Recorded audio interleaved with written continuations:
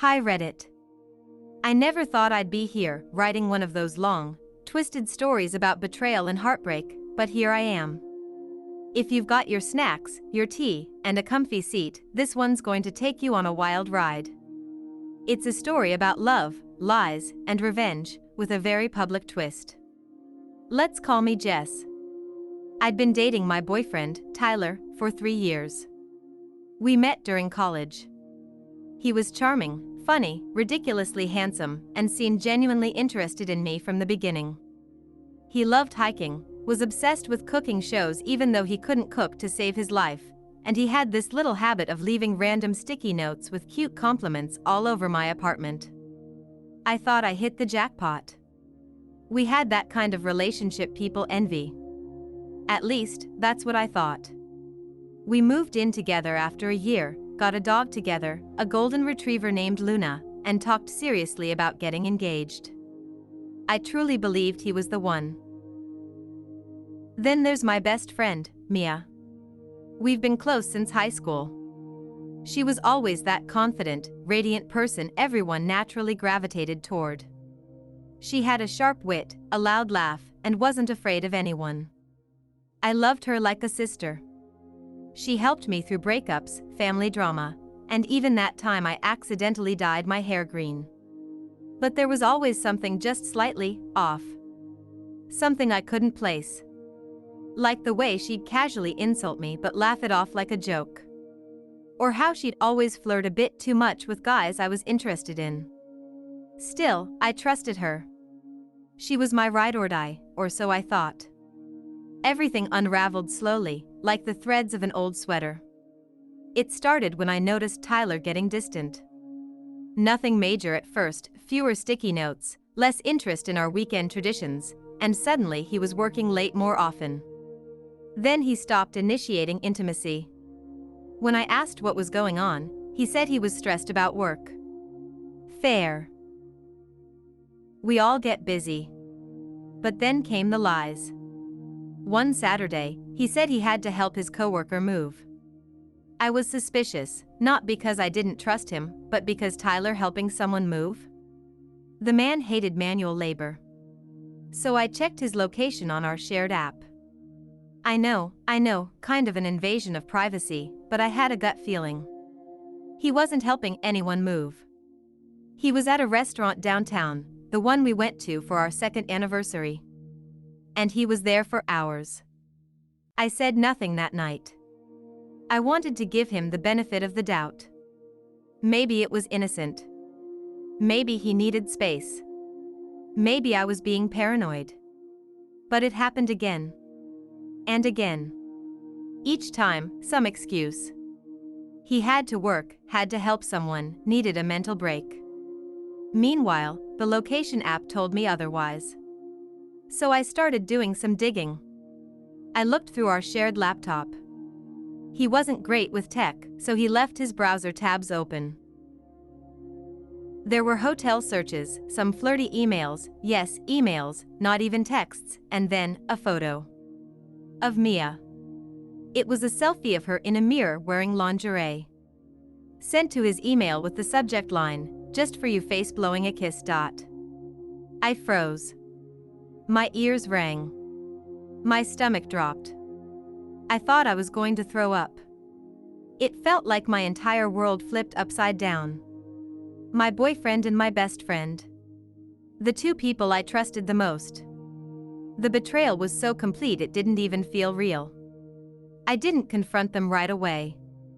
I needed a plan. I needed proof. I needed revenge, but I wanted it to be smart. I didn't want to scream or cry or beg. I wanted them to remember this for the rest of their lives. So I started gathering evidence. Over the next 2 weeks, I pretended everything was normal. I was sweet, attentive, even a little flirty. I started backing up emails, screenshots, photos, anything that showed the depth of their betrayal. I also confided in one friend. Not Mia, obviously, but another close friend named Carla. Carla was a tech wizard and helped me extract deleted messages from Tyler's phone. Yes, I snooped, judge me later. What I found was worse than I imagined. They'd been sleeping together for 6 months. Sometimes in our bed. Sometimes when I was out of town visiting my mom. Mia would lie to me and say she was having a girls' night while she was actually with Tyler. They even had nicknames for me in their messages. Mean, cruel names. Tyler, she's so clueless. I could walk around with hickeys and she'd think it's a rash. Mia, LOL. I bet she'd still bake you cookies. Tyler, she did last week. Face with tears of joy the worst part? They laughed at me. I wasn't just being cheated on. I was being mocked. That's when I snapped, not emotionally, but mentally. My plan fully took shape. Tyler's birthday was coming up. He wanted a party. He begged for it. Said he wanted something low-key but special. So I offered to throw it for him. Invited all our mutual friends, his coworkers, even Mia. I acted like the perfect girlfriend.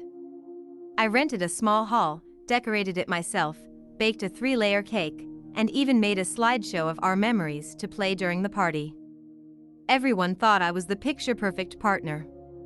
The night of the party, everything went smoothly. Everyone mingled, drank, laughed. Tyler looked smug. Mia wore a dress I'd complimented her on months ago, one she had borrowed from me and never returned. I waited until everyone had eaten cake and was slightly tipsy. Then I stood up, tapped a spoon against my glass, and smiled. Hey everyone! Before we wrap up the night, I made a little something for Tyler.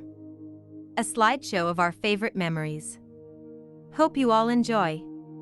I hit play. At first, it was cute. Pictures of us on vacation.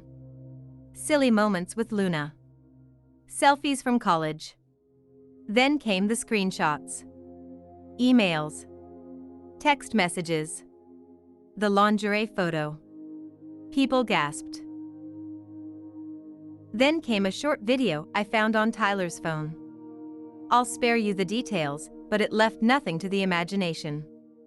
It was from Mia's apartment. She was clearly filming it for him. It was labeled for T-Bear. The room went silent. Mia stood frozen, face pale. Tyler stammered something like, "This is private," and tried to unplug the projector. But it was too late. Everyone had seen it. I turned to the crowd. Thanks, everyone, for coming. This was actually a breakup party. I'm officially single.